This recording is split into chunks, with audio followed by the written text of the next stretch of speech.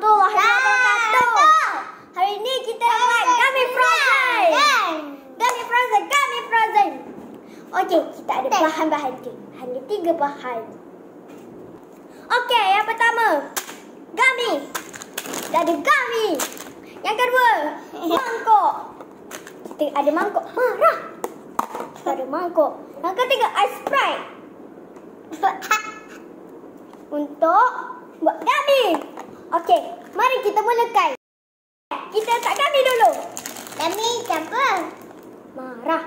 Marah-marah dia. Gummy. Letak gummy. Letak lama. Okey, kita letak gummy.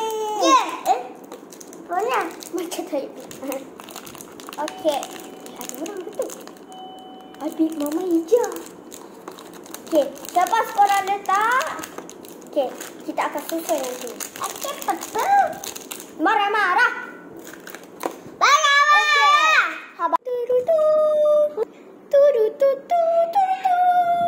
Okey, jadi kita dah siap gummy. Kita dah siap susun. Mari kita letak ice Sprite. Okey, kita dah letak. Okey, korang nak tengok apa jadi. Okey, jom kita tunjuk. Pam. Inilah yang terjadi bila buat gummy. Okey, kita akan masukkan ke dalam yang kat bawah tu, peti ais tu. Okey, kita akan letakkan dalam seharian. Okey, esok saya akan tunjuk esok ya. Kita sambung. Okey, kita nak buka. Sekejap kita masukkan dalam seharian. Kita tunggu. Bye-bye. Jadi Nak letak ni gummy tak fish stop. acok. Jadi kita nak letak ini tu deras. Okey, jadi hari ni lah kita letak hari ni juga sebab dia memang dah itu dah. Jadi kita akan letak gummy tu terus hari ini.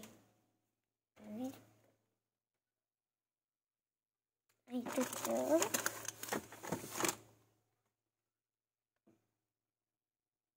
Ni dia dah kembang dah. Sebab tu kita nak letak pada hari ini.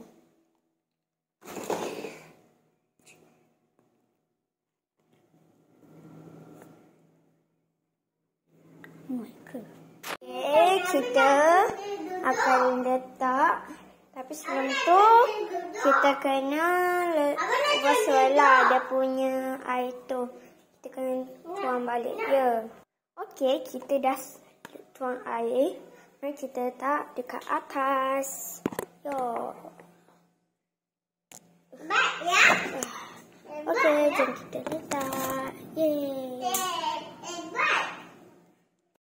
Esok baru saya tunjuk. Okey, esok baru saya tunjuk dia punya fish tu tau. Bye. Okey, kita sambung part 2. Bye.